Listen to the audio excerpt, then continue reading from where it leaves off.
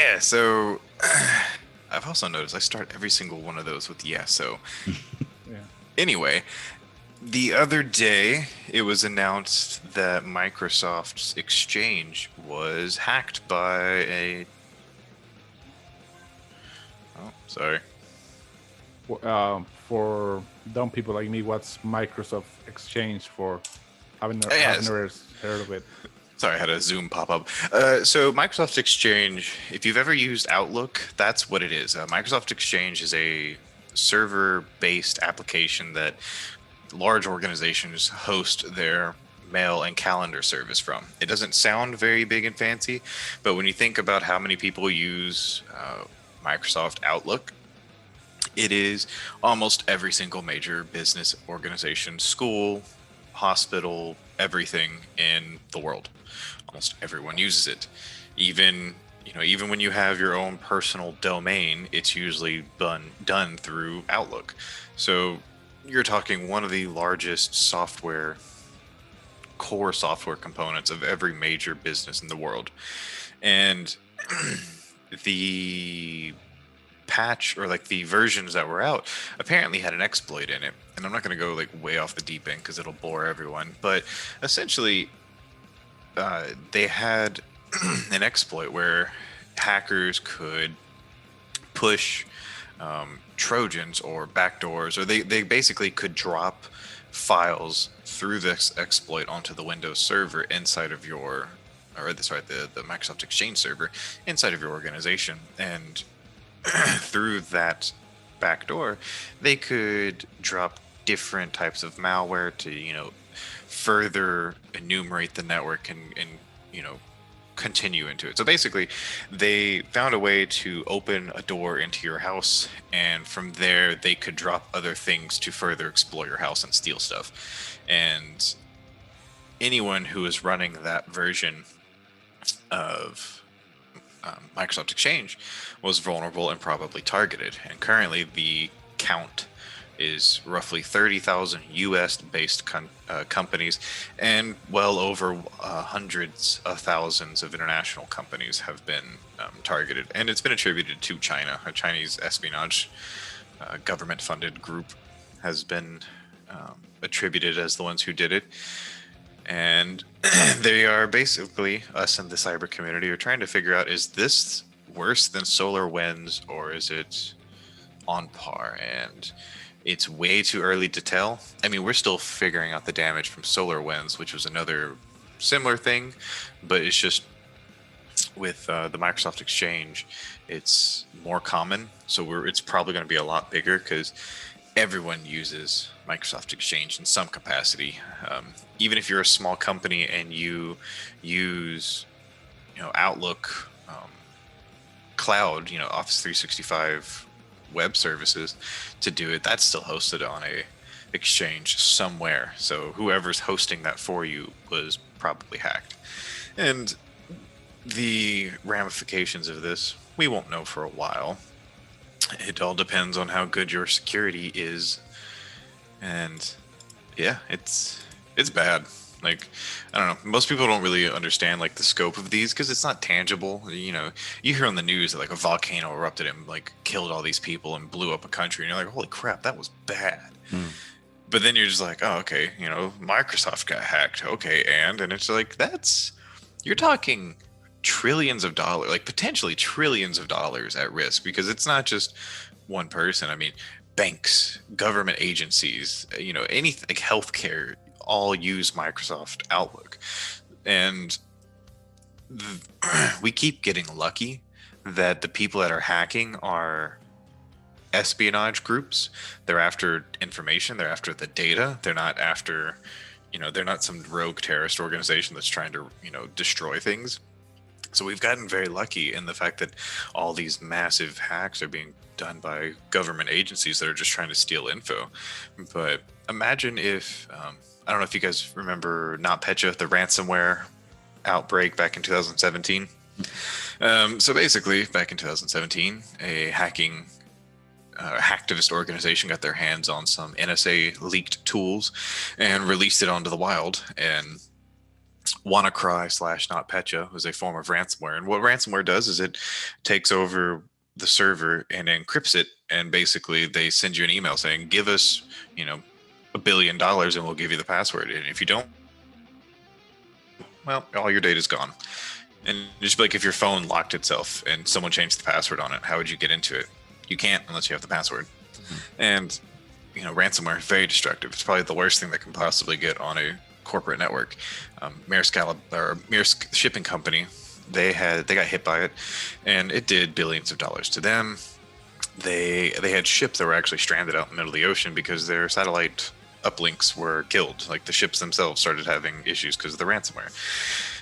I worked for a company doing the response on it, and it cost them upwards of $1 billion in lost revenue. I mean, it was so bad. Badge readers, the phone systems were offline. Hell, we had a refrigerator.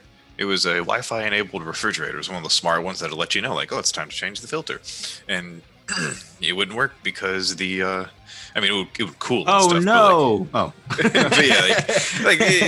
it was the refrigerator was dead because it got hit by ransomware. Like that's how crazy sophisticated this stuff is, and didn't CD Projekt Red recently get attacked by that? Something like that. They took all the coding from all their game. Yep. Yeah, and so like we keep getting lucky that like all these massive hacks are being done by, just spy organizations for different countries, and they're not being done destructively because. How do you know in this case that it was like the hacking was done by China? So I'm about to like super nerd out here, but this is kind of what I do. I'm counting on it.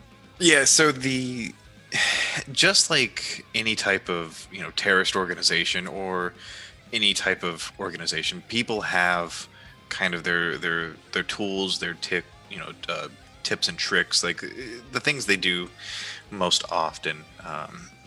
You can tell how. I guess like looking at someone who does like construction work, there are some people that are super comfortable using a hammer. There are people that are super comfortable using a saw, and you can tell based off of the craftsmanship, you can tell who's done what. The same is to be said about the hacking community. There's different tools out there, and you can tell based off the level of sophistication roughly where they came from. Russia takes a very, very, very silent approach. Russia doesn't like to get caught. So Russian made tools or Russian attributed tools are stupid sophisticated. You're talking APT-28, which is the FSB. I believe it's the FSB, or at least the FSB's arm of hacking. They have a tool a while back. It was called Hammer Toss, and it was this crazy sophisticated tool where it would, you would get malware on your computer via targeted phishing campaigns. So you get an email, and it was just like, "Hey Clay,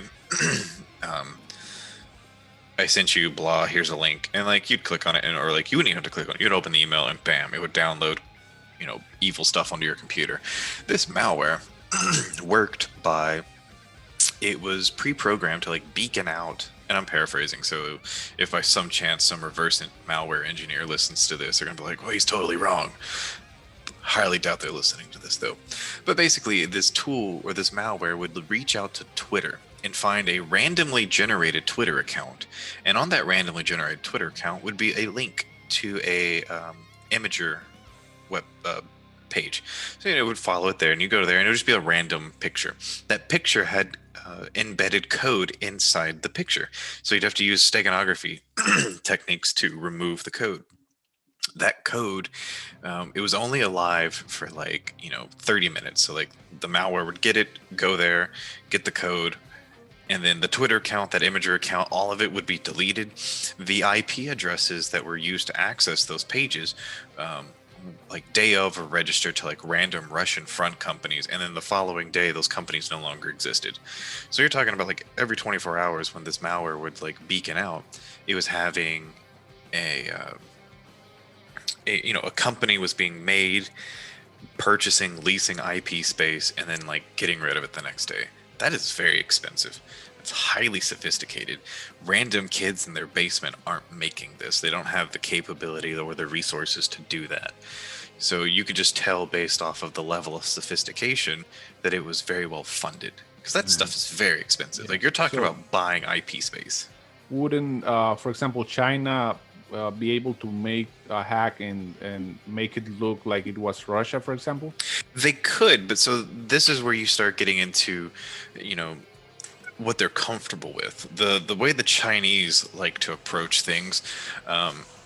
China is very sophisticated in what they do, but they take the approach of kind of a rioters in the street. They seize an opportunity and they take it, or they see an opportunity, so they take it. So they really are about kind of a smash or grab approach. They wait till there's an opening. They run in. They'll make noise. They don't care. They're just trying to see how much information they can grab as quick as possible and get out. Which is why this type of attack is very, very indicative of something China would do. Because it was a gaping flaw that was being monitored. Microsoft knew it existed. They were working on patching it. And then before they could patch it, they got popped. And that's a very Chinese thing to do. Plus the tools that were found. There are certain tools China likes to use. In fact, one of the tools, it's a web shell based attack, super sophisticated, super easy, and it's almost always used by Chinese government. It is like their thing. It is so used by them. It's called China Chopper. That is actually the name of the malware that the community has given it. And if you ever find that on somewhere, it's a good bet it's China, just because they always use it. It'd be like walking into a battleground or like, a modern day combat zone and seeing, 223 rounds or like 308 rounds. American allied forces usually use 223 rounds. It's pretty like, you can make a safe assumption that whoever's firing this gun was probably American or American backed, because these are like American bullets. It's the exact same thing in like the cyber field. Maybe it's because I think so much like a TV trope type deal, but I'm like, but what if it was like Tony Stark, and like he's making it look like the bullets are coming from China when really he's having them smuggled in, and like, I mean, there are things that like happen like that. Because you say things like it's really obvious because it's very expensive, and I'm just like, well, there's like a billionaire over in Russia who's just like, I got all my money from hacking. I mean, that does, sometimes happen. And like those hacktivists, they're hard to find. But it's just kind of like a cat burglar in like TV shows. Like they leave a calling card. It's pretty much the same thing. Or like if you've ever watched like Hurt Locker or any like movie that's got like a bomb maker in it, they're always like, oh, like, this is a signature like this detonator just has this bomb maker written all over, because he always makes them the same way. And you can kind of tell, because like China always takes a very loud smash and grab approach. Russia always takes a very, very, very sophisticated approach. And then when it comes to, if it's super, super, super high level sophistication, but they get caught, usually Russia. If it's just smash and grab, like China hacks into everything. They hacked into OPM. They're like the Chinese like J-10 stealth fighter is a literal like carbon copy of the like F-22 Raptor. Like everything about it is identical. It literally looks like it because they hacked into Lockheed Martin and freaking stole the designs. It's like, what are we gonna do? Sanction them again and again? And like they make all the money, so they're just like, oh no, shame on us.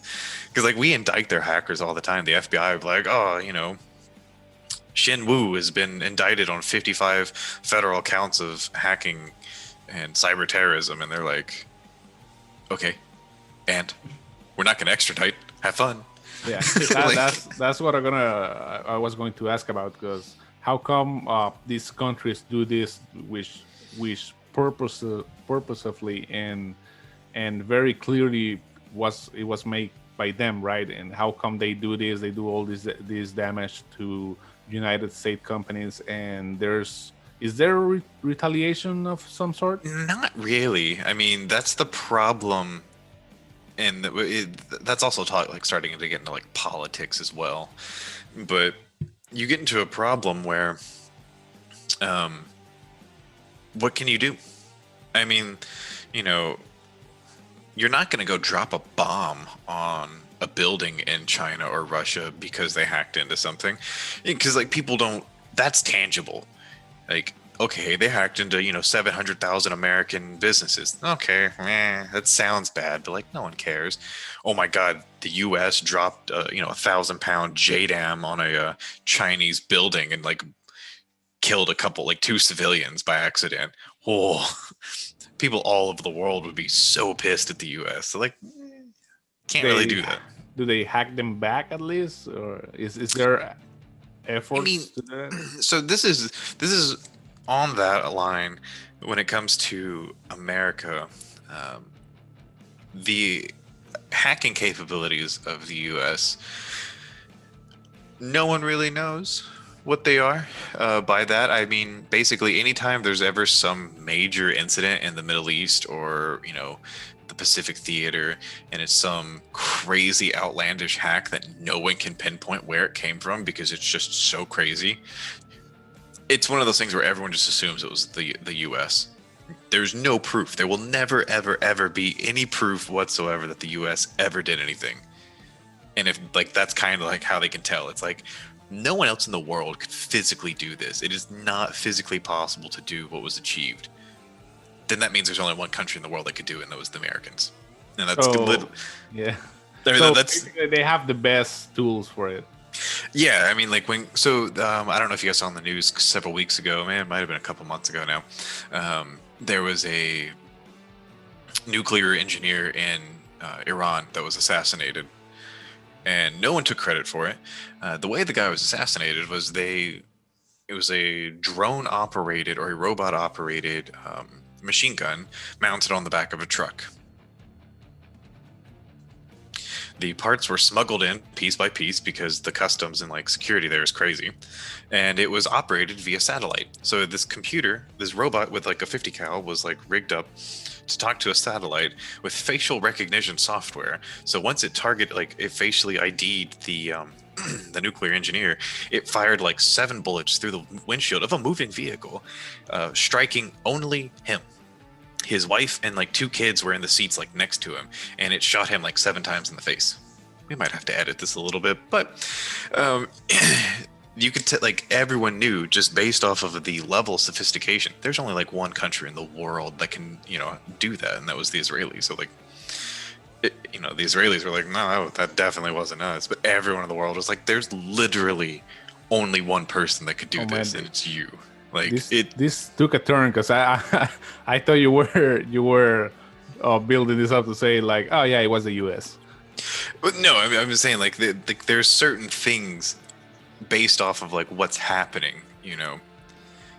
You can tell like who did something based off of how it was done, where it was done. If someone broke into Fort Knox and the U.S. gold reserve and stole all the gold, you're not gonna think it's some random dude. Like it's not gonna be some random dude that like cooks meth in his like basement, Breaking Bad style. It's gonna be some high level funded organization that did it, and you can tell based off of what happened and how it was done as to roughly who did it. Right. When these traceless hacks happen, no one knows who did it. It's actually Costa Rica. I mean, maybe. Yeah, it's the Costa Rican government. You don't you're not hearing this from me, but it's what it is. This whole channel is just gonna go down tomorrow. We're like, what? None of us are gonna. They're gonna arrest all of us. We're just gonna disappear. The rest of this podcast is just me getting handcuffed and dragged out on camera. All right. So, on a personal level, is there anything that we can do to like protect our information from hacks like that happening? So. Yes and no. Unfortunately, where there's the will, there's the way. If someone, just like your house, if somebody wants to smash your door in, they're getting in. I mean, If somebody desperately wants to get into your house, you could have a steel reinforced door and they could just drive their freaking SUV through your window. Like, if somebody wants in, they're going to get in. But you can do everything you can to make it harder. You don't leave your windows open, lights turned off, sign on the door saying, "We're going to be gone for a month. By the way, our lock's broken." So that's where the best practices, don't use, because with this exchange hack, the big concern is they could put other stuff on there and they could branch out. They could, they only got onto one server, but they could drop Mimikatz. Mimikatz is a password scraper, and they could get your passwords, and then from there they could branch out to different servers and whatnot. And that's usually how it happens, because no one changes their passwords. My entire job is paid for because people don't change their passwords. If every single person changed their password every 90 days, like we're supposed to, I would probably be out of a job. But no one does. I mean, literally, that's how almost every major incident happens, is people don't change their passwords. Just like, I think it was like 4 or 5 weeks ago, Florida, a water treatment facility got hacked into, and they tried to poison the water supply. And it was because the guy's username and password had been stolen back in like 2017. And he never changed them. And someone downloaded the password dump file off of some sketchy website and was like, "Well, let's see if this works." And that's literally how it starts. People go, they share these stolen username and passwords, and they get used by, script kiddies in someone's basement all the way up to the Russian government. So if you change your passwords, literally change your passwords, and more importantly, segment your stuff. Meaning, I have 3, 4 email accounts that I use. I have an email account that is strictly my bank's. The only things attached to those email accounts are my banking info. That is it. It has its own password that doesn't have anything in common with anything else, password generated. Then I have my personal email address that I give to people for, actual emailing purposes. I have one that I put on my resume that I put out to the general public. And then I have one for video games. And then I have one for just stupid things like Domino's rewards program. And you want to do stuff like that, even though it's kind of inconvenient, because it keeps all of your stuff separate. Because, if you have everything tied to one email account, I mean, literally, if you have everything, bank, credit cards, iTunes, all of it tied to one email account, all you have to do is get that one email password, and they have access to everything else, because that's your recovery email for everything else. And odds are you're using the same password for all of them. So change your passwords, have different ones, stuff like that. My favorite part about these segments is not only is it our most viewed our topics, but if people are just tuning in for the first time and they come to just these segments, you would think that we thought that everything was the end of the world. And unfortunately, they can't see you. But for those of you listening at home, he does all these segments with a smile on his face, the whole way through. He is happy to tell you that the whole world just had all their stuff robbed. Yeah. I mean, I do it. This is my job. I love it. Smiling and stroking my beard. Yeah, stroking his beard. And I know that this doesn't mean anything to you guys, but the gaps in between his sentences was literally him taking off his pants. That's how excited he is for this. Yeah, topic. I don't know I don't know why this keeps happening. Sorry, guys. It's what I do best.